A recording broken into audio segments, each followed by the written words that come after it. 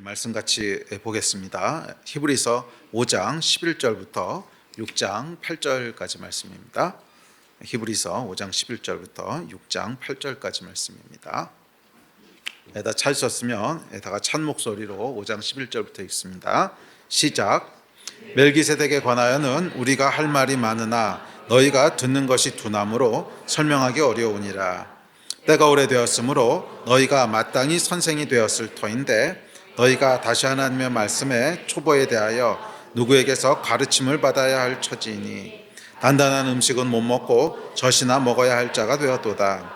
이는 젖을 먹는 자마다 어린아이니 의의 말씀을 경험하지 못한 자요 단단한 음식은 장성한 자의 것이니 그들은 지각을 사용함으로 연단을 받아 선악을 분별하는 자들이니라.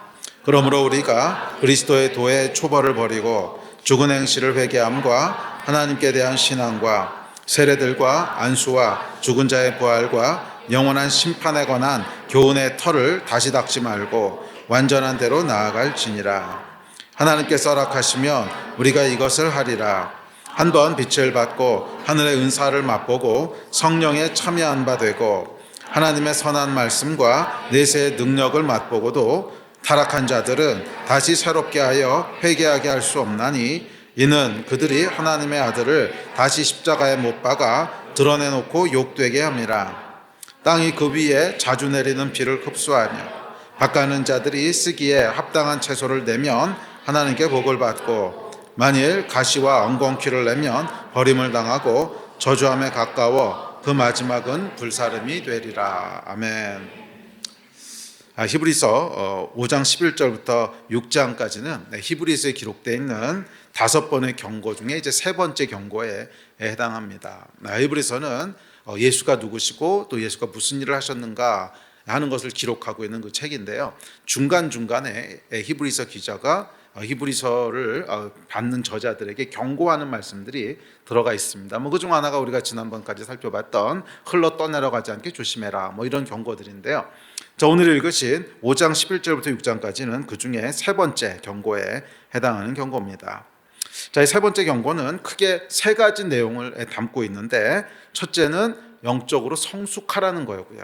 너희가 아직도 초보에 머물러 있느냐? 아직도 젖이나 먹고 있으려냐? 너희는 빨리 단단한 음식을 먹는 성숙함에 이르러라 하는 영적 성숙에 대한 도전이고요. 두 번째는 믿음에서 떠내려가지 말도록 조심하라 하는 경고지요.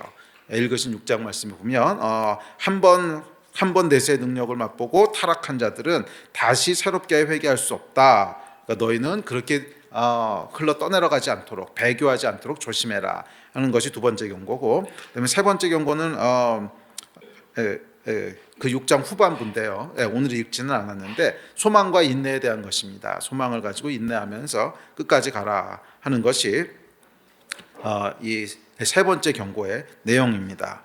자, 히브리서의 수신자들은 지금 네로의 핍박과 또 유대교의 회유로 인해서 배교에 대한 큰 유혹을 느끼고 있었습니다. 이것만 유대교로만 돌아가면 핍박을 피할 수 있는데 유대교의 하나님이나 기독교의 하나님이나 같은 하나님 아닌가 하는 그런 유혹과 또 핍박으로 인해서 그런 유혹이 더욱더 가중되겠죠. 그런 배교의 위협 앞에 서 있습니다. 자, 히브리서 저자는 이 배교의 유혹을 이기는 길은 영적인 성숙함과 그리고 소망으로 인내하는 것이라고 얘기하고 있는 거예요. 그래서 영적인 성숙함과 소망을 가지고 인내할 때 우리가 끝까지 갈 수 있다는 거예요.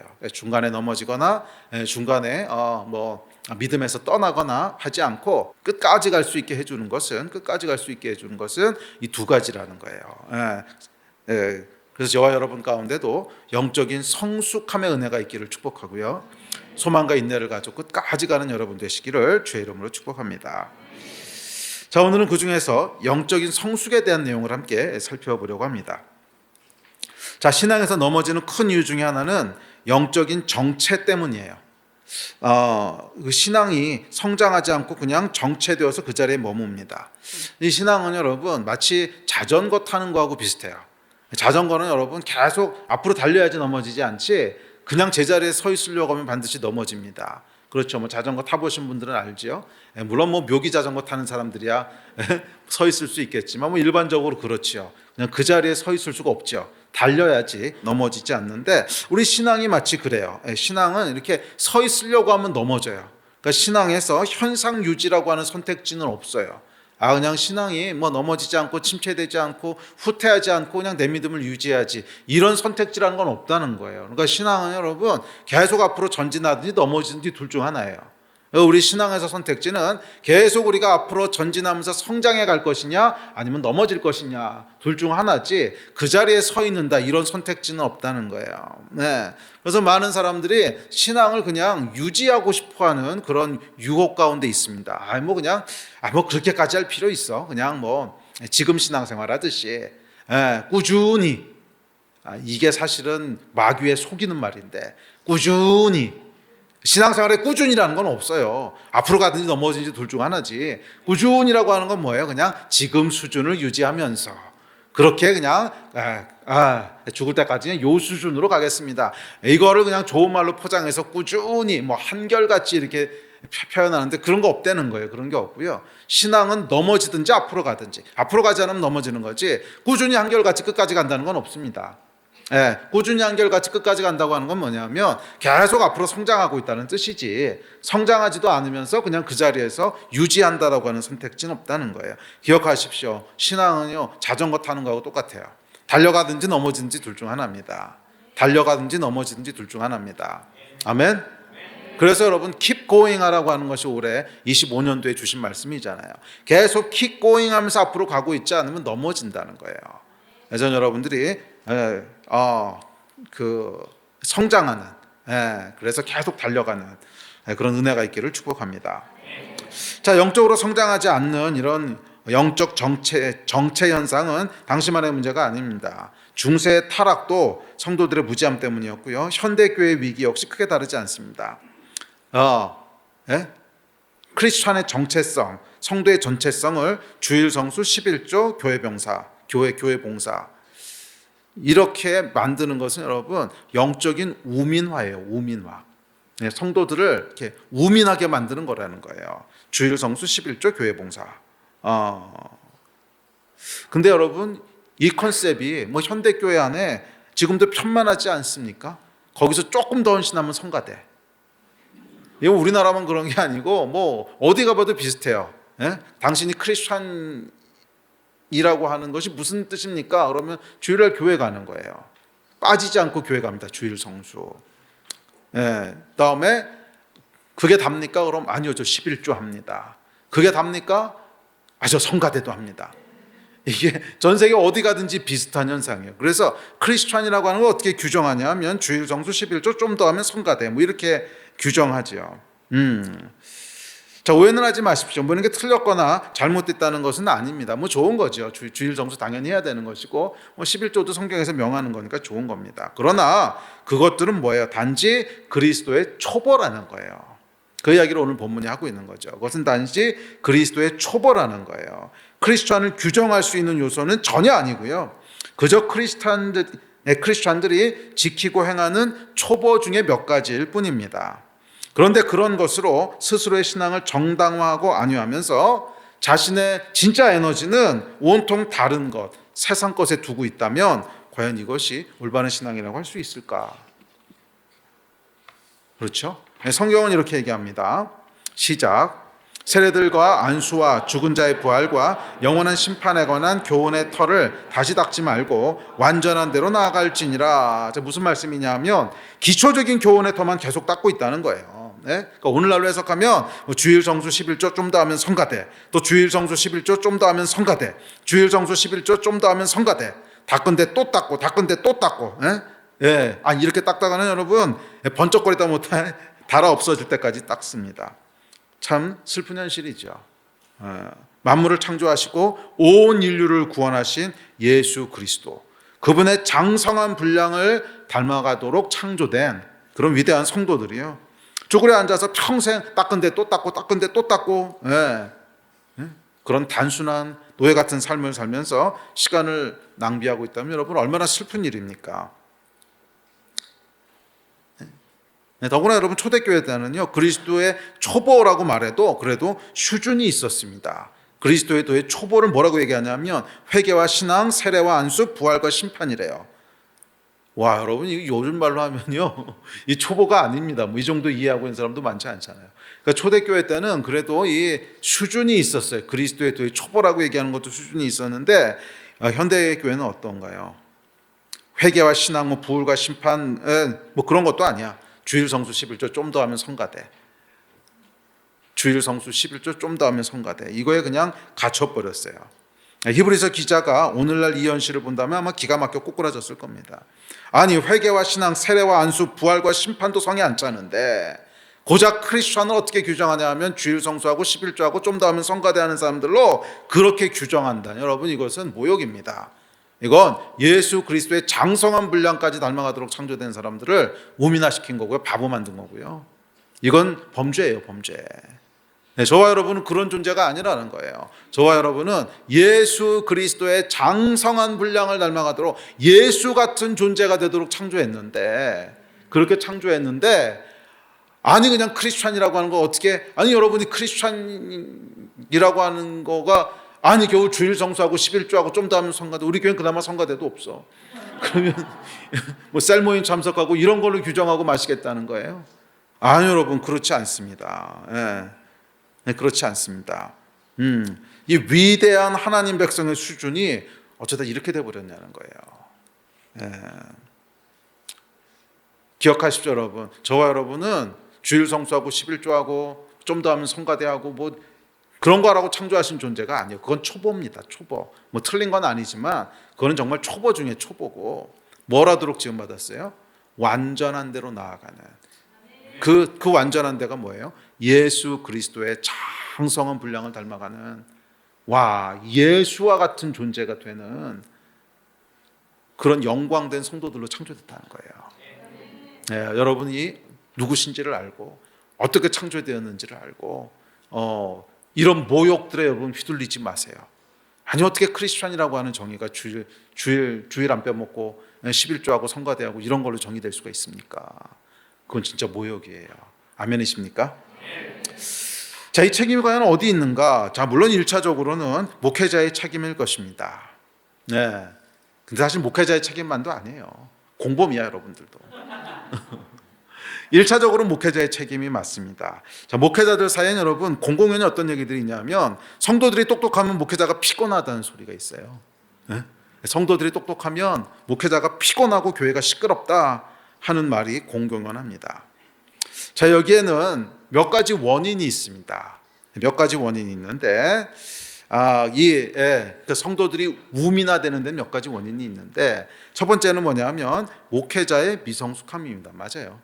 목회자들이 미성숙하기 때문에 성도들이 우민화되는 거죠.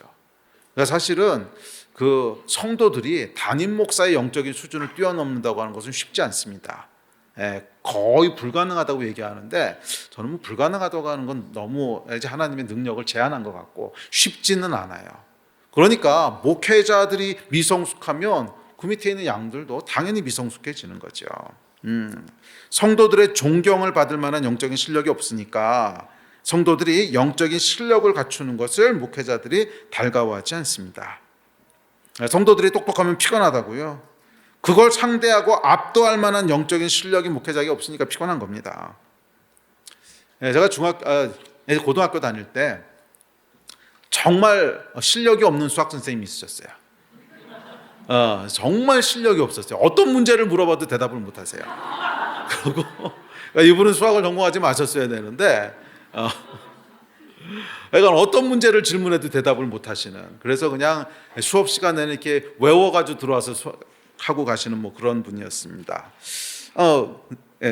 근데 실제로 있었던 일인데 하루는 저희 반에 그 진짜 공부를 잘하는 친구가 있어요. 전교 1등을 한 번도 안 놓쳤던 친구가 있었는데 이 친구가 어느 날은 수학 시간에요. 이 선생님이 들어가셨는데 아주 어려운 문제를 질문하는 거예요. 근데 저하고 아주 친한 녀석이었는데 그래서 얘가 미쳤나? 저 선생님 저거 어떻게 대답한다고 저 문제를 물어보나? 당연히 모르시죠. 그분은 당연히 대답 못할 건데 그 질문을 하는 거예요. 그래서 제가 왜 저러지? 근데 아니나 다를까 그날 돼지게 맞았습니다. 저한테는 아주 충격적인 사건이었어요. 아주 충격적인 사건이었는데 이 어려운 질문을 하니까 선생님이 이제 불러내가지고 막 때리더라고요. 저희 때는 폭력이 난무했습니다. 학생 인권 이런 거 없었어요. 자, 실력 없는 선생님은 학생들이 바보 같아 편합니다. 학생들이 너무 똑똑하면 피곤해요. 주일 성수 11조 좀 더 하면 성가대. 이 편한 거죠. 그러나 실력 있는 선생님은 그렇지 않습니다. 학생들이 수준 있는 질문을 하면요 재밌어하고 뿌듯해합니다. 성도들의 우민화는 1차적으로 목회자의 책임입니다. 그러니까 목회자는 여러분 진짜 목숨 걸고 기도해야 되고요. 미친 듯이 성경 연구해야 됩니다. 적어도 기도와 말씀에서는 성도들의 존경을 받을 수 있어야죠. 그렇지 않습니까? 물론 똑똑해야 된다는 얘기는 아니에요. 그 얘기는 뒤에서 좀 더 할게요. 이게 이제 두 번째 이유에 해당하는데, 자 어쨌거나 자 그런데 그렇게도 부족할 수 있습니다. 성경 연구 미친 듯이 한다고 모르는 게 아무것도 없느냐? 그렇지 않죠. 모르는 게 있을 수도 있고 실수할 수도 있죠. 그건 그냥 정직하게 모르겠습니다 할 수 있는 용기만 있으면 돼요. 근데 여러분 이게 주님 안에서 자존감이 있어야 모르겠다는 얘기를 할 수 있죠. 계속 열등감에 찌들어 있으면 모르겠다는 얘기를 못 합니다. 그러니까 진짜 실력이 있는 사람은요 모르는 건 모르겠다고 얘기하면 돼요. 내가 최선을 다해서 하나님 앞에 정말 금식하며 기도하고 정말 미친 듯이 말씀을 연구했는데 그래도 틀릴 수 있고 모르는 거 있죠. 그거는 죄송합니다. 제가 부족해서 모르겠습니다. 이렇게 대답하면 되고요. 그렇죠. 사람이 어떻게 완전하겠습니까? 그 목회자도 사람인데 당연히 틀릴 수도 있고 또 설교하다 보면 틀릴 수도 있고 저도 사실 틀리는 거 많아요. 설교할 때 이렇게 얘기해 놓고 딱 돌아서 내려가면 아이쿠 잘못 얘기했구나 이런 거 있거든요. 그럼 다 이제 자르라 그러죠. 인터넷 올릴 때는 틀린 거를 이렇게 박제해 가지고 남겨둘 수는 없잖아요. 그래서 그런 건 다 자르라고 하는데 그래요 여러분. 하다 보면 틀릴 수도 있고 그런 거예요. 모든 면에서 완벽해야 된다는 건 아닙니다. 그냥 모르는 건 모르겠습니다. 또 실수한 건 제가 틀렸습니다. 그럼 그냥 되는 거고요. 그러나 적어도 기도와 말씀에 있어서는 내가 우리 성도들보다 어떤 성도들보다 많이 기도하고 어떤 성도들보다 말씀과 씨름하는 시간이 압도적으로 많고 사실은 그건 있어야 된다고 믿습니다. 성경을 얼마나 틀리지 않고 많이 알고 있느냐, 그거는 여러분 지적 능력하고 상관이 있기 때문에 어떤 성도들보다 성경에 있어서 잘 알고 박학다식하고 이러진 않을 수 있어요. 그건 타고난 지적인 능력이 다르니까 그거를 영적인 성숙함이라 그러는 건 아니에요. 그러나 말씀을 대하는 열정과 기도에 대한 불은요 당연히 목회자가 압도적으로 많아야 됩니다. 그래야 존경을 받을 수 있겠죠. 그렇지 않습니까? 자, 그러니까 이것이 성도들이 우민화되는 첫 번째 이유입니다. 자, 두 번째 이유가 있습니다. 좋아하지 마세요. 여러분에게도 책임이 있어요. 자, 두 번째 이유는 영적 성숙함에 대한 오해입니다. 자, 목회자들이 하는 말이 있습니다. 가장 어려운 성도는요 대학 교수라는 거예요. 그래서 공공연한 얘기가 있습니다. 목사들이 모이면 목사 잡는 게 교수라고. 하여간 전우 목사님이 실제로 저한테 이제 이렇게 하소연하셨던 말씀이에요.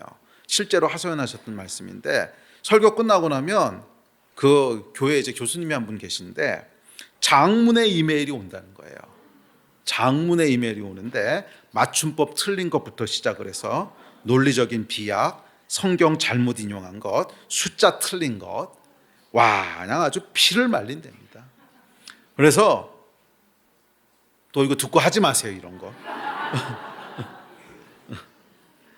설교 때마다 도살장으로 끌려가는 것 같대요. 설교 때마다 도살장으로 끌려가는 것 같대요. 그 교수님 입장에서는 우리 목사님 도와드린다고 그런다는 거예요. 틀린 거 바로 잡아줘야 다음번에 안 틀릴 테니까 주여. 그리고 결국 이 목사님이 결국 사임 하셨어요. 결국 죽어도 이건 못하겠다고.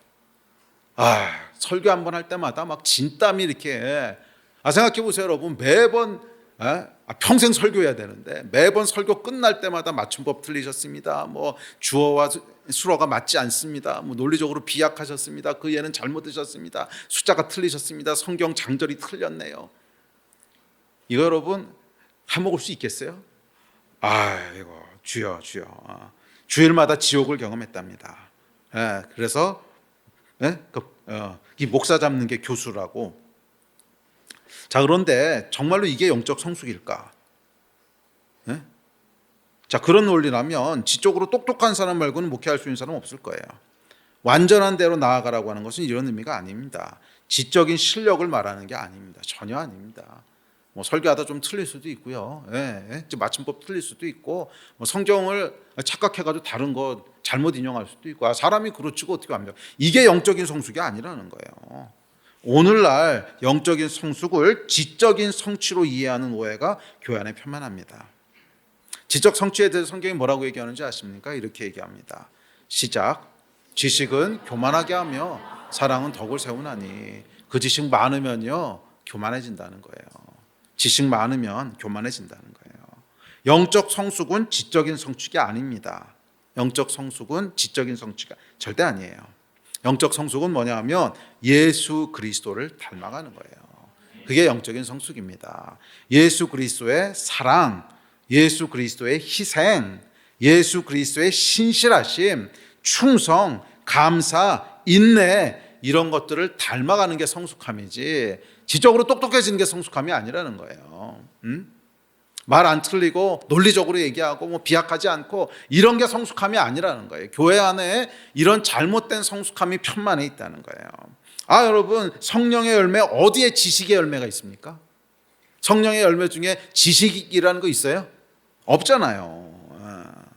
그러므로 여러분, 교회에서는 누가 존경받아야 됩니까? 겸손한 사람이 존경받아야 됩니다. 교회에서는 누가 존경받아야 됩니까? 희생하는 사람. 교회에서는 누가 존경받아야 됩니까? 한결같이 신실한 사람. 교회에서는 누가 존경받아야 됩니까? 늘 감사하는 사람. 교회에서는 누가 존경받아야 됩니까? 환난 가운데도 끝까지 낙심하지 않는 사람. 교회에서는 누가 존경받아야 됩니까? 인내하는 사람. 이 사람이 존경받아야지 맞춤법 정확한 사람이 존경받아서는 안 된다는 거예요. 좀 미안한 얘기지만 그 교수에게 설교하라고 해보십시오. 문법은 정확하게 맞을 줄 모르지만 다 졸다가 교회 망할 겁니다. 과연 영혼을 변화시킬 만한 힘이 있을까? 영혼을 살릴 만한 능력이 있을까? 없잖아요. 말만 안 틀리게 잘하는 거지. 메신저는 여러분 틀리지 않은 정보를 정확하게 전달하는 게 메신저가 아니에요. 영혼을 살리는 게 메신저지. 말 좀 정확하지 않고 틀리고 더듬으면 어때? 그 영혼이 살아나서 예수 그리스도 믿고 그 영혼이 살아나서 믿음의 길을 가고, 이게 영적인 성숙함이고 파워지. 세련되게 틀리지 않은 말 전하는 것이 그게 무슨 설교입니까? 안 그래요? 영적인 성숙함은 여러분 지적인 성취가 아니에요. 그렇다고 아무 상관없습니다. 아무 상관없어요.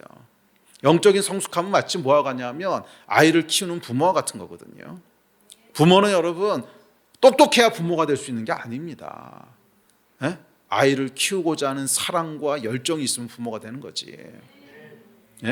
영적인 리더라고 하는 것은 영적인 어미고 아비인데, 영적인 어미 아비가 되는 것은 똑똑해서 되는 게 아니에요. 뭐 많이 배우고 대학 나오고 박사 해 아이 잘 키우는 거 아니잖아요.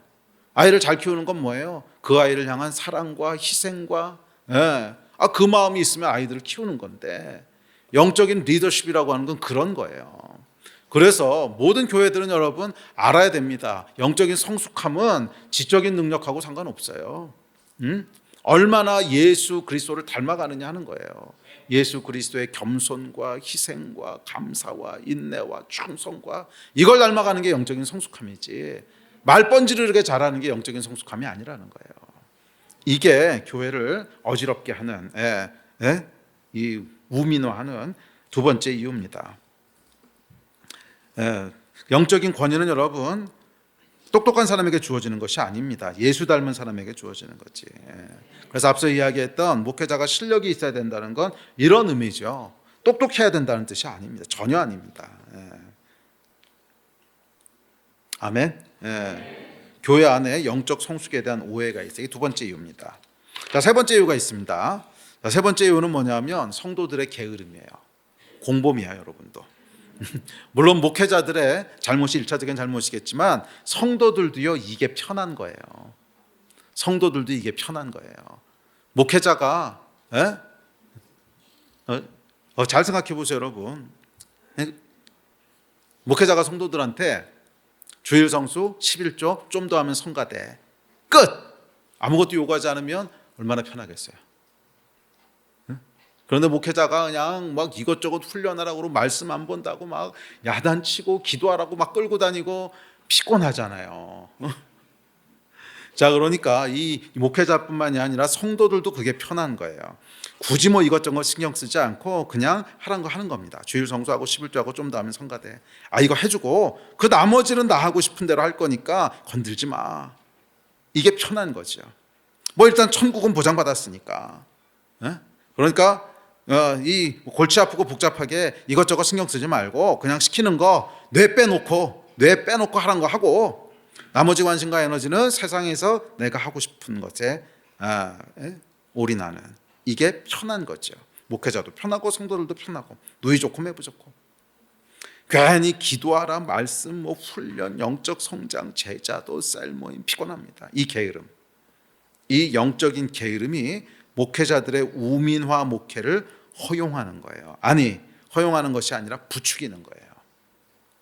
그러니까 사실 여러분, 엄밀하게 얘기하면 목회자의 책임이기도 하지만 동시에 성도들의 책임입니다. 우민화 목회를 하도록 허용하는 건 성도들이고요. 오히려 그것을 부추기는 건 성도들이에요. 성도들이 진짜 깨어서 우리 목사님 위해서 기도해야지. 그래서 금식하며 기도하고 격려하고 도전하고. 그럼 목사님들도 여러분 우민화 목회 못합니다. 그런데 그냥 그걸 허용해 주고 있는 거잖아요.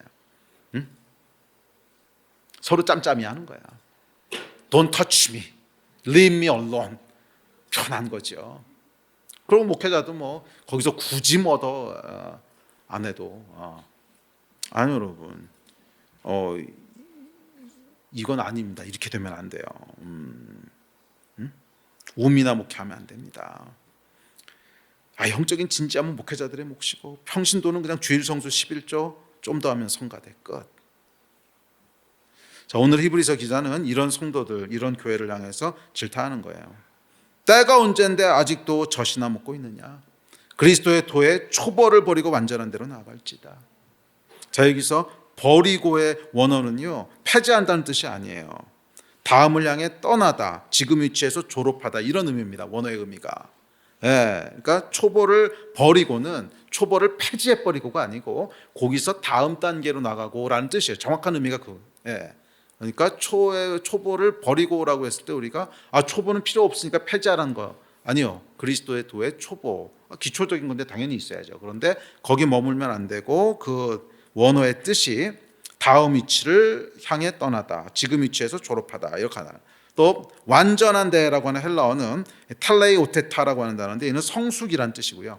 연다는 훈련이란 뜻이에요. 자, 그러니까 초보적인 것에 머물지 말고 끊임없이 훈련을 받아서 성숙함에 이르러라 하는 의미입니다.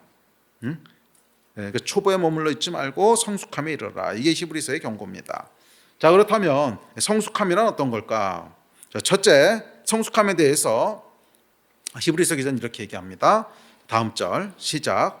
때가 오래되었으므로 너희가 마땅히 선생이 되었을 터인데 너희가 다시 하나님의 말씀에 초보에 대하여 누구에게서 가르침을 받아야 할 처지이니 단단한 음식은 못 먹고 젖이나 먹어야 할 자가 되었도다. 아멘. 자, 성숙함의 첫 번째는 뭐냐면 받아먹기만 하면 안 되고 가르치는 자가 되라는 거예요. 자, 가르친다고 하는 것은 앞서도 얘기했지만 지식을 가르친다는 의미가 아닙니다. 지식은 교만하게 할 뿐이라고 했잖아요. 가르친다고 하는 것은 누군가에게 영적인 임팩트를 준다는 거예요. 누군가를 영적으로 이끌고 인도한다는 거예요. 그 가르치는 방법은 꼭 뭐 강의를 통해서 가르치는 것이 아니라 삶의 모델이 되기도 하고 또 함께 기도해 주기도 하고 또 힘든 일이 있으면 같이 하기도 하고 하여간 그 사람에게 영적인 임팩트를 준다는 뜻이지 지식을 가르친다는 의미로 제한하지 마십시오. 뭐 그것도 필요할 때가 있긴 하겠지만 그게 가르치는 것의 본질은 아니에요. 영적으로 가르친다고 했을 때는 지식은 한 파트일 뿐이지 그것보다 훨씬 포괄적인 의미입니다. 영적인 임팩트를 준다는 뜻이에요. 영적으로 인도한다는 뜻입니다. 두 종류의 크리스찬이 있습니다. 소비형 크리스찬이 있고요, 생산형 크리스찬이 있습니다. 자, 소비형 크리스찬은 컨슈머 크리스찬이라고 영어로 부르는데 말 그대로 생산하는 건 없고 소비만 하는 크리스찬이에요. 그러니까 모든 신앙생활이 나를 위한 종교적인 소비입니다. 치유, 위로, 회복, 또 뭐 관계적인 유익, 뭐 자녀 교육, 뭐 신앙생활의 목적이에요. 뭐 하나님께서 이런 것들을 결과적으로 주시기는 해요. 그런데 그것이 결과인 것과 목적인 것은 다릅니다. 그것은 그냥 하나님께서 결과적으로 이런 거 주시기는 해요. 치유도 주시고 위로도 주시고 은혜도 주시고 회복도 주시고 다 주세요. 그런데 그게 우리의 목적은 아니에요. 차이를 아시겠어요? 소비형 크리스찬이라고 하는 건 뭐냐면 철저하게 자기중심이에요. 내가 어떤 이익을 얻을까? 내가 얼마나 좋을까? 나에게 어떤 유익이 있나? 철저히 그것을 위해서 신앙생활을 하는 사람이 소비형 크리스찬이에요. 자, 이 사람들에게 소비형 크리스찬에게는 예배조차도 나의 즐거움과 유익을 드립니다. 자, 이들이 예배하는 목적은요, 은혜 받기 위한 거예요. 그럼 은혜 받지 말아야 되나요? 맞아요. 은혜 받는 거 좋은 건데 그게 결과적으로 따라오는 것과 목적인 것은 달라요. 우리가 예배하는 목적은 여러분 뭐예요? 하나님을 기쁘시게 하는 거지 내가 은혜 받는 게 아니에요. 은혜 받는 건 하나님이 결과적으로 주시는 거지 안 주시면 할 수 없는 거예요. 예배의 목적은 하나님이지 내가 아니에요. 소비형 크리스찬의 가장 큰 문제는 뭐냐면 다 나를 위해서 모든 게 소비되는 거야. 다. 그러니까 하나님의 나라를 위해서 생산하는 건 하나도 없어.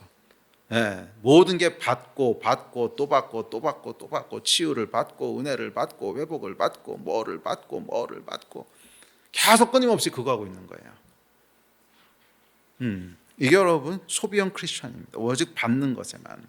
은혜 받는 것 당연히 좋은 거죠. 뭐 은혜 못 받는 것보다는 훨씬 감사합니다. 하지만 그건 초벌하는 거예요. 소비형 크리스찬. 소비형 크리스찬은 모든 목적이 나의 기쁨과 나의 유익과 나의 은혜이기 때문입니다. 그러니까 이런 사람은 여러분 전도 당연히 하지 않습니다. 사역 당연히 하지 않습니다. 그건 특별한 사람들의 몫이라고 생각합니다. 이게 미성숙한 크리스찬이에요. 분명 예수께서는 가서 제자 삼으라고 하셨지 가서 은혜 받으라고 하지 않으셨어요. 성경에 보면 가서 제자 삼으라고 했지 가서 은혜 받으라고 안 하셨다고. 은혜는 하나님이 강권적으로 주시는 거예요. 은혜는 요구하는 순간 은혜가 아니에요. 요구하는 순간 은혜가 아니고 아무 자격이 없는데 주어지는 게 은혜잖아요. 내가 무슨 권리가 있는 게 아니고 주시면 감사하고 안 주시면 할 수 없는 거. 이게 은혜지. 그게 은혜의 정의지 않습니까? 당연히 받아야 되는 거라면 그건 은혜가 아니죠. 내 권리지. 은혜라고 표현한 것은 뭐냐면 하나님께서 그냥 아무 조건 없이 주신다는 거예요. 하나님의 권한이라는 거예요. 은혜는 주시면 할렐루야 아멘, 안 주시면 당연한 거. 그게 은혜의 정의입니다. 모든 예배는 모든 신앙은 여러분 나를 위해서 하는 게 아니에요. 하나님을 위해서 하는 거지. 우리가 하나님을 기쁘시기 위해서 존재하는 거지 하나님이 우리에게 은혜 주려고 존재하는 게 아니란 말이에요. 이 기초가 잘못되어 있으니까 신앙생활이 꼬이는 겁니다. 그러니까 신앙생활이 이상하게 꼬이는 거예요. 착각하지 마십시오, 여러분. 하나님이 여러분에서 존재하시는 거 아니에요. 여러분이 하나님에서 존재하는 거지. 우리가 예배하는 것은 은혜 받기 위해서 예배하는 것이 아닙니다. 하나님을 기쁘시게 하기 위해서 예배하는 거지. 아멘이십니까? 미성숙과 성숙함의 차이는 첫 번째 차이는 이거라는 거예요. 하나님이 나를 위해서 존재한다고 생각하는 거. 그게 미성숙한 거고 성숙한 건 뭐냐면 내가 하나님을 위해서 존재한다는 것을 깨닫는 거예요. 그게 성숙함으로 나가는 것입니다. 아멘. 자, 그렇기 때문에 성숙함이란 누군가를 인도하는 사람이에요. 히브리서 표현에 하면 가르치는 자예요. 예수 그리스도의 명령대로 온 마음과 힘을 다해 하나님 나라를 세우고 영혼들을 살리고 가르쳐 지키게 하는 사람입니다. 성경에 보면 이렇게 얘기합니다. 시작. 그러므로 너희는 가서 모든 민족을 제자로 삼아 아버지와 아들과 성령의 이름으로 침례를 베풀고 내가 너희에게 분부한 모든 것을 가르쳐 지키게 하라. 아멘. 이거 하라고 하셨어요. 성숙함을 향해 나가라고 하는 건 뭐냐면 이 열매를 맺으라는 겁니다. 이 열매를 맺으라는 거예요. 가서 아버지와 아들과 성령의 이름으로 침례를 주고 예수께서 말씀하신 것을 가르쳐 지키게 하는 거, 이 사람이 성숙한 사람입니다. 여러분의 가슴에 이렇게 손을 얹고 생각해 보십시오. 여러분을 통해서 예수 믿은 사람이 몇 명이 됩니까? 몇 명이나 됩니까? 여러분을 통해서 여러분이 영적인 제자라고 할 만한 사람이 얼마나 됩니까? 여러분을 통해서 성숙해가고 성장해가고, 이 사람은 정말 내가 영으로 낳은 영적인 아들이야, 그런 사람이 몇 명이나 되세요? 이거 솔직하게 물어보셔야 돼요. 이런 사람이 한 명도 없다면 뭐 하신 거예요? 뭐 하신 거예요? 제 얘기가 아니고 성경 얘기입니다. 제가 여러분 질타하는 게 아니고요. 제가 무슨 권리로 질타를 하겠습니까? 저도 부족한 사람인데, 지금 히브리서가 그거 질타하고 있는 거예요. 너희 도대체 뭐 하고 있었던 거냐? 때가 언젠데 아직도 그러고 있냐? 아직도 젖이나 먹고 있느냐? 당연히 너희가 가르치는 자가 되어 있어야 되는데 아직도 배우고 앉았느냐? 이게 여러분 성경의 질타라는 거예요. 여러분을 통해서 가르침을 받은 사람이 얼마나 됩니까? 여러분을 통해서 예수 믿은 사람이 몇 명이나 됩니까? 그 예수 믿은 사람들 중에서 여러분의 영적인 영향력을 받은, 그래서 성장해 온 사람이 얼마나 됩니까? 만약 한 명도 없다면 그러면 여러분의 크리스찬리티에 대한 정의는 뭐냐면 주일 성수하고 11조하고 잘하면 성가대하는 거예요. 그게 여러분들이 크리스찬이라고 하는 거예요. 여러분이 믿고 있는 정의라고. 그러니까 그거 이상 아무것도 안 하는 거죠. 아니, 여러분, 성경은 그렇게 얘기하지 않았어요. 분명히 예수님 뭐라 그러셨냐면, 그러므로 너희는 가서 모든 민족을 제자로 삼고 아버지와 아들과 성령의 이름으로 침례를 주고 내가 너희에게 분부한 모든 것을 가르쳐 지키게 하라. 가서 제자 삼으라. 분명히 그렇게 말씀하셨는데, 이 열매가 없다면 성경이 우리를 질타하고 있지 않습니까? 질책하고 있지 않습니까? 이 질책의 소리를 여러분 겸손한 마음으로 들으십시오. 한번 여러분 삶을 진지하게 돌아보세요. 진지하게 돌아보세요. 나에게 예수 믿는다고 하는 건 뭔가? 나에게 예수 믿는다고 하는 건 뭔가?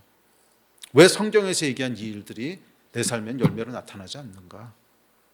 이거 진지하게 돌아봐야 되지 않겠습니까?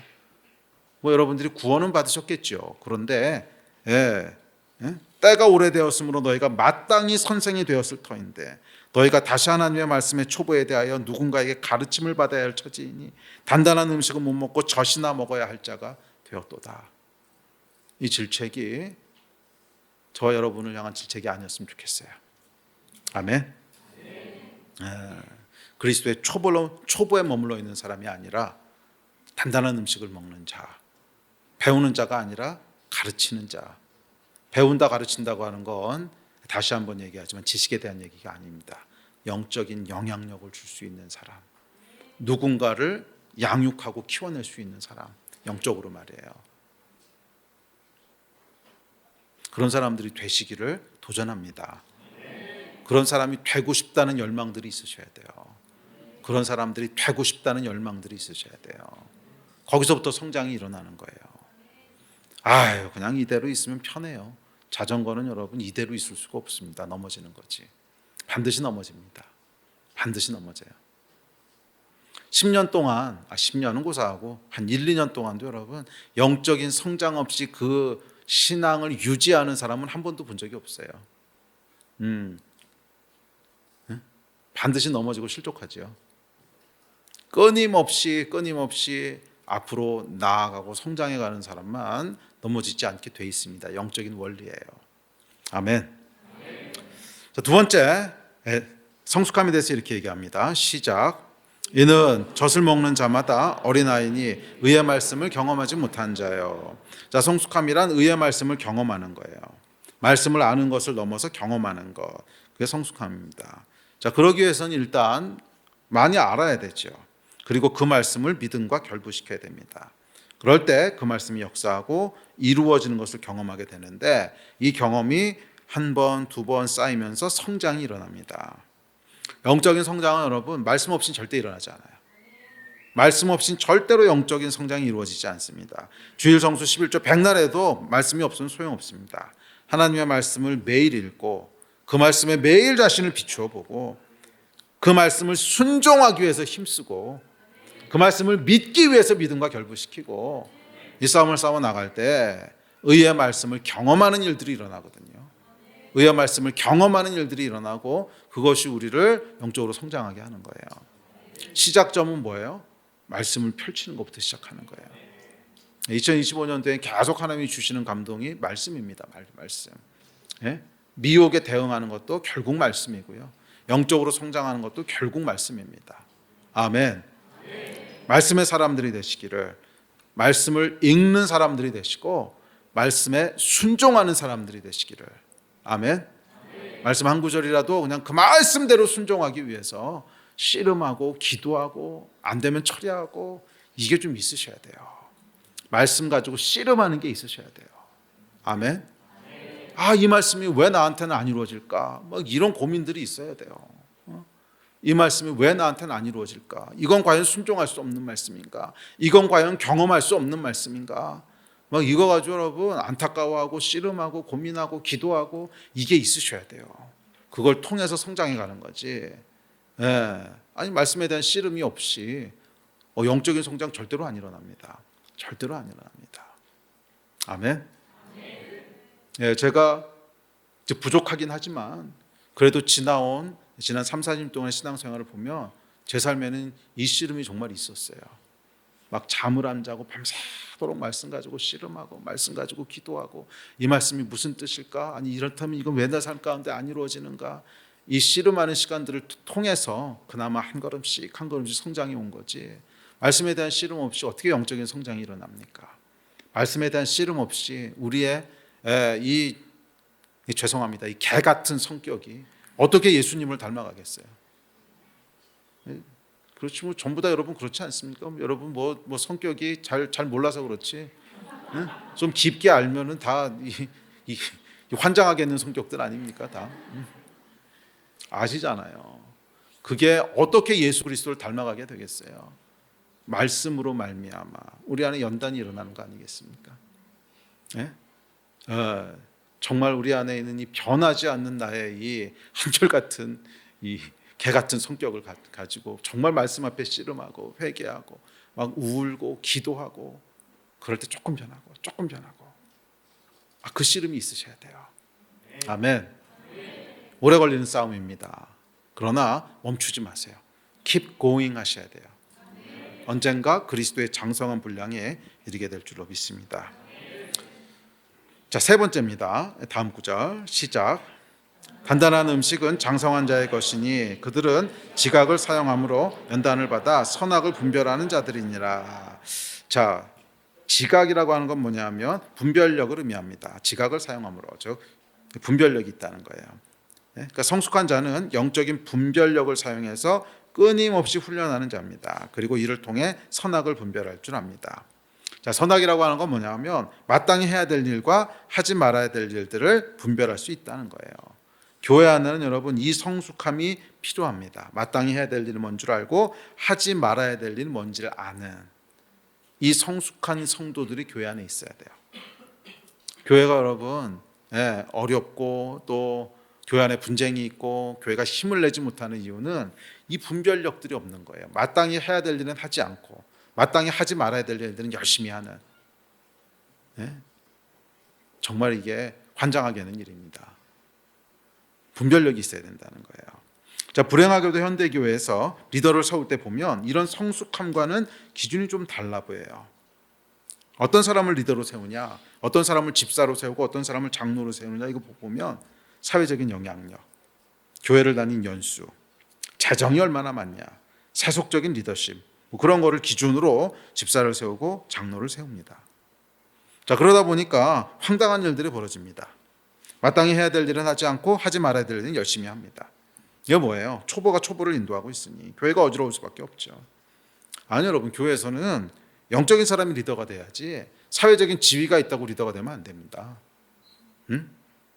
당연히 영적인 사람이 집사가 돼야 되고 영적인 사람이 장로가 돼야죠. 뭐 침례교는 장로는 없긴 하지만 하여간 영적인 사람의 교회에서 존경받고 리더십을 발휘해야지 돈 있다고 리더가 되면 안 되고요. 사회적인 영향력 있다고 리더가 되면 안 된다는 거예요. 이 단순한 원리인데 여러분, 이 단순한 원리를 지키지 못하니까 교회가 다 무너지고 어려워지는 거예요. 교회는 여러분 겸손함이 있어야 돼요. 저도 전통적인 교회에서 모태신앙으로 커왔기 때문에 볼 걸 못 볼 걸 다 보면서 컸습니다. 저분은 장로님이신데 왜 저러실까? 제가 저기 학생 때 교회 다닐 때는요, 장로님이 부목사님 따귀 때리는 것도 봤어요. 제가 아무리 생각해도 목사님이 맞았거든. 따귀를 맞았다는 게 아니고 옳았거든. 분명히 목사님 말씀하시는 게 옳은데 저 장로님은 왜 목사님의 따귀를 때리실까? 정말 별꼴을 다 보면서 자랐습니다. 별꼴을. 네. 그때 교회에서 무슨 하여간 청년들이 그 청년부에서 교회에다 뭔가 이렇게 요구를 했어요. 이렇게 바꿔주십시오. 근데 위에서 안 된다 그런 거예요. 그것 때문에 문제가 됐어요. 그랬더니 그 중간에 있던 청년부 담당하셨던 목사님 이렇게 들어보니까 그러니까 얘네들 이거 맞는 거야. 맞는 거고 성경적으로도 그게 옳고. 그래서 장로님들 계신데 그건 성경적으로 얘네들 말이 옳은데요. 그랬더니 따귀를 때리신 거예요. 여러분, 이게 영적인 사람이 리더가 돼야 되는 거예요. 영적인 사람. 돈 있다고 리더 되면 안 되고요. 지위가 있다고 리더 되면 안 되고요. 그게 결국 교회를 다 망치고 말아먹는 거 아닙니까? 그게 교회를 다 망치고 말아먹는 거 아닙니까? 겸손한. 근데 또 문제가 뭐냐 하면 이 사회적으로 어느 정도 지위가 있고 사회적으로 막 이런 분들은요, 또 교회 오래 다녔는데 지위를 안 주면 그것 때문에 시험 들어요. 내가 그래도 세상에서는 이런 사람인데 교회 다닌 지 몇 년인데 아직도 형제님이야. 그래서 차라리 우리 교회가 좋아요. 아주 평등하게 모든 사람이 형제자매잖아. 근데 또 이게 근데 교회에서는 하여간 형제님이라고 부르면 되는데 왜 모든 사람을 집사로 부르려고 그래? 교회 나온 지 몇 년 됐는데 집사라고 안 부르면 창피하다고 생각하나 봐요. 위대한 호칭이 있는데 형제님. 가장 성경적인 호칭이 있잖아요. 자매님. 그거면 충분하지. 집사 장로라고는 왜 그렇게 받고 싶어 해요? 죄송합니다. 이게 방송 나가면 또 큰일 나겠네. 그래도 말은 말이지. 그게 그만한 영적인 성숙함이 있어서 그렇게 됐으면 괜찮아요. 할렐루야. 성경에도 보면 이제 장로 세우라고 했으니까 세우는 것 자체가 틀린 건 아니죠. 성경적이에요. 그런데 영적으로 성숙한 사람이 세워져야 되는 거죠. 시간 지났다고 저절로 쓰는 것도 아니고 그렇게 세우니까 이게 사실 교회가 타협한 거 아닙니까? 교회가 타협한 거잖아요. 저 사람 저러다 시험 들어서 떠나면 어떡하지? 집사 주자. 타협이죠. 성경 어디에 집사를 그렇게 함부로 세우라고 되어 있어요? 집사의 자격은 읽어보세요. 얼마나 까다로운가. 그만큼 영적으로 준비되고 성숙한 사람들 세우라고 했는데 교회 그냥 1년 나오고 2년 나오면 마치 선심 쓰듯이 집사님. 이게 타협한 거죠. 그렇게 가면 안 됩니다.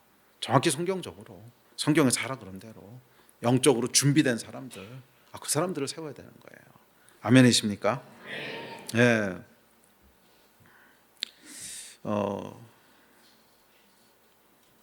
만약 전도한 영혼이 없고 만약 내가 키운 영적인 제자가 없다면 죄송합니다. 집사 되고 장로 되면 안 됩니다.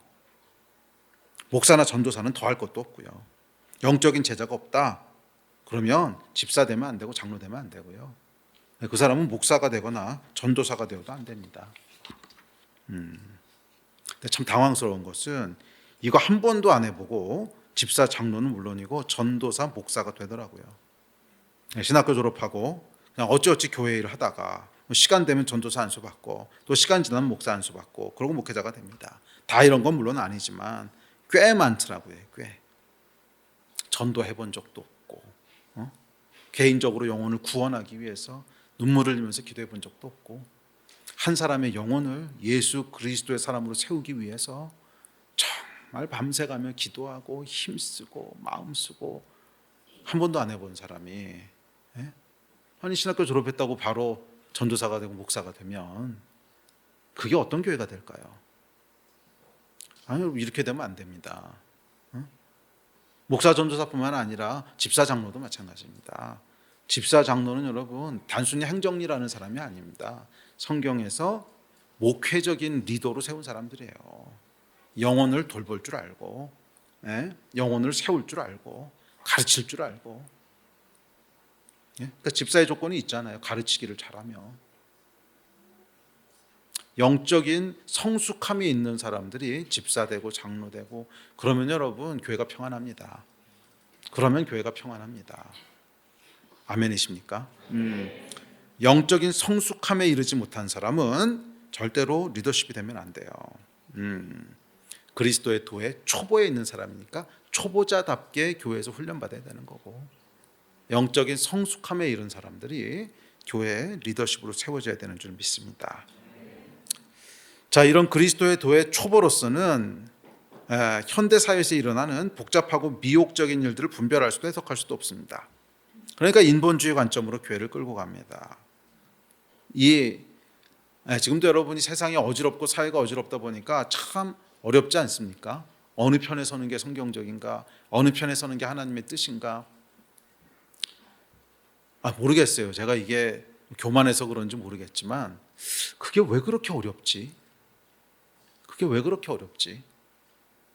이게 어려운 이유가요, 여러분. 결국 보니까 이 성경적인 성숙함에 이르지 않은 거예요.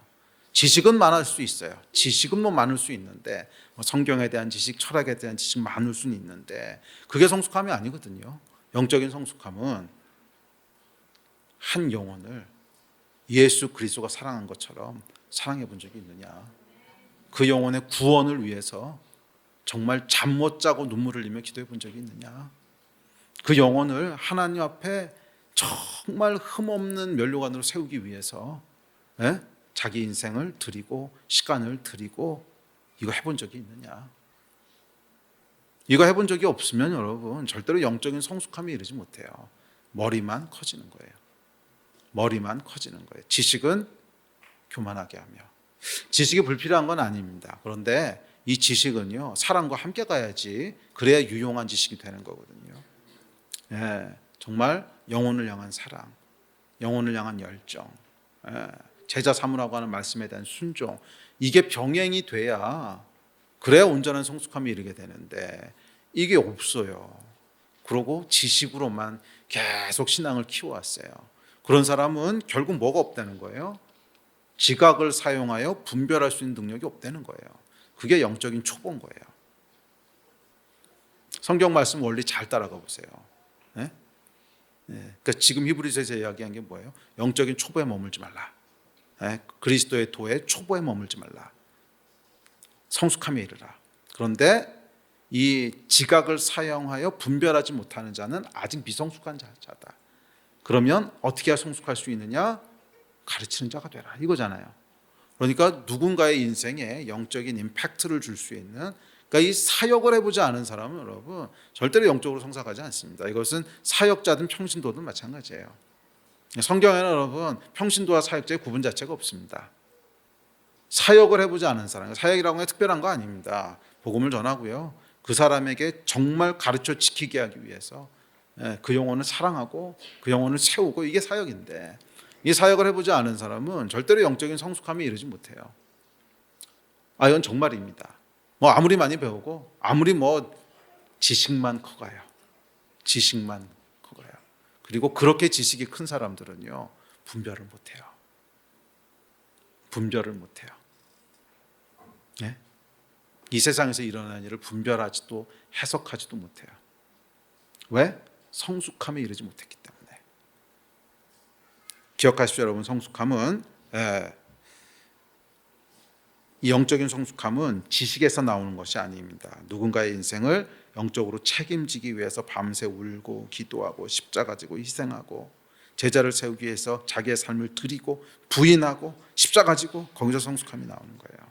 왜냐하면 영적인 성숙함은 예수를 닮아가는 것이기 때문에 그렇습니다. 예수께서 그렇게 하셨거든요. 아멘. 히브리서는 경고합니다. 그리스도의 도에 초벌을 버리고 완전한 데 이를지니라. 이 성숙함에 이른 여러분 되시기를 주의 이름으로 축원합니다. 우리 예배팀 앞으로 나오십시오.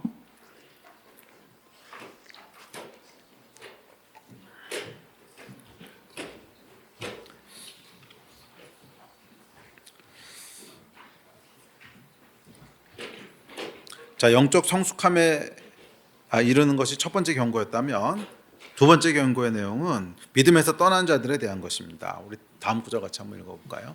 시작.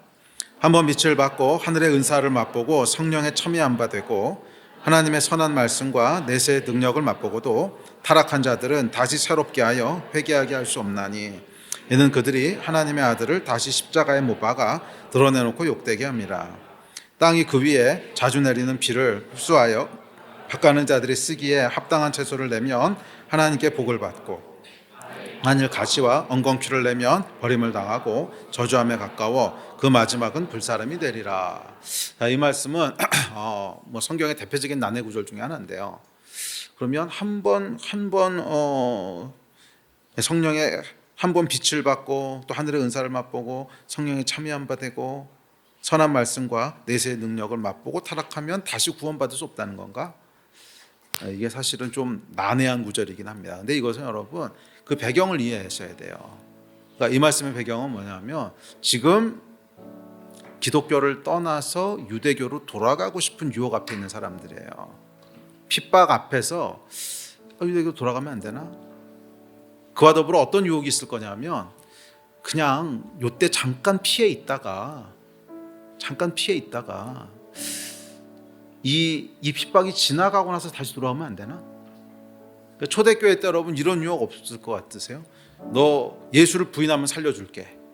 근데 예수 부인 안 하면 죽일 거야. 이게 실제적인 핍박이었잖아요, 네로 때. 그럼 어떤 유혹이 있었을까요?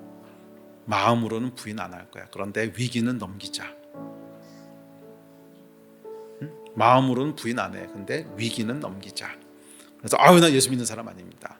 그리고 그럼 오케이 너 가. 그러면 이제 돌아가서 메롱 속았지요. 그러고 아니야 사실은 믿는 건데 이런 유혹이 있었을 것 같아요, 없었을 것 같으세요? 생명이 왔다 갔다 하는 건데 당연히 유혹이 있죠. 그래서 사실은 이것이 초대교회 때 굉장히 심각한 신학적인 논란이 됐던 이슈였습니다. 그렇게 잠깐 예수를 부인하고 위기를 모면했던 사람들이 핍박의 시간이 지나가고 나니까 다시 교회로 돌아오는 거예요. 그랬을 때 이 사람들을 받아줘야 되느냐 말아야 되느냐 하는 것이 초대교회 때의 굉장한 이슈였습니다. 굉장한 이슈였어요. 그냥 이 사람들을 받아주자니 그럼 순교한 사람들은 뭐가 되는 거며, 안 받아주자니 그래도 은혜로 구원해 주시는 분인데 그렇다고 회개하고 돌아오는데 안 받아줘? 이게 그래서 참 어려운 이슈였습니다. 굉장히 어려운 이슈였는데 그래서 사실 이 말씀에 대한 해석은요 참 어려워요. 초대교회 선배들도 정확하게 결론을 못 내렸던 이슈이기 때문에. 근데 한 가지는 분명합니다. 뭐냐면 하나님께서 그렇게 하고 다시 돌아왔을 때 용서해 주실 수도 있어요. 그거는 제가 아는 하나님은 그런 분이세요. 하지만 그것을 악용하진 말라는 거예요. 그 원리는 분명합니다. 그것을 악용하진 말라는 거예요. 우리 연약함이 있기 때문에 실수할 수도 있고 넘어질 수도 있고 할 수 있어요. 그리고 다시 회개하고 돌아오면 하나님께서 분명히 받아주시긴 할 거예요. 하지만 이거를 악용하는 사람, 그 사람을 어떻게 하실까는 사실 하나님의 주권이에요. 그건 사실 잘 모르겠어요. 그건 진짜 하나님의 주권이에요. 그렇기 때문에 이 말씀이 우리에게 주는 경고는 뭐냐면 신앙에는 이번이 마지막 기회야 라고 하는 단호함이 있어야 된다는 거예요. 이번이 마지막 기회야라고 하는 단호함이 있어야 된다는 거예요.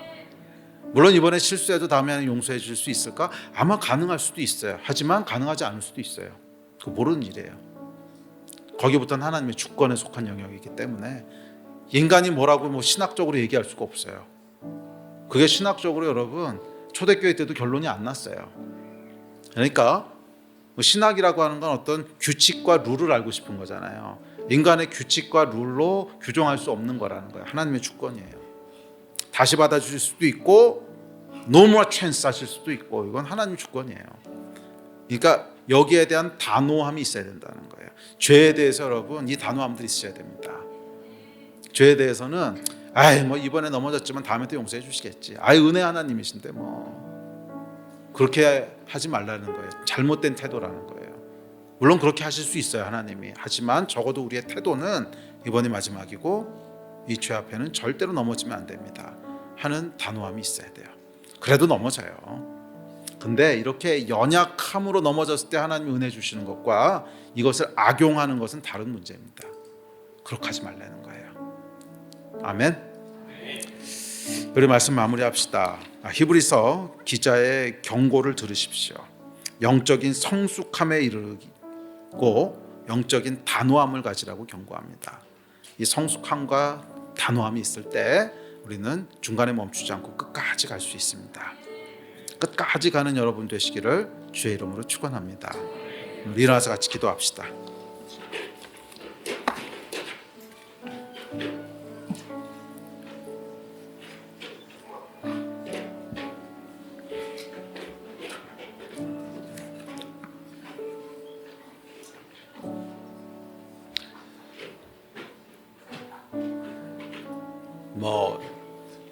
사실 목사도 여러분 은혜를 선포하는 게 좋습니다.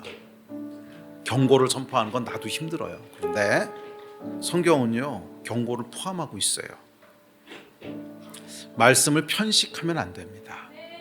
이것도 또 신앙의 확증 편향성인데 내가 좋아하는 말씀만 계속 먹어요. 그래서 경고의 말씀들은 보통 읽다 그냥 넘어갑니다. 왜?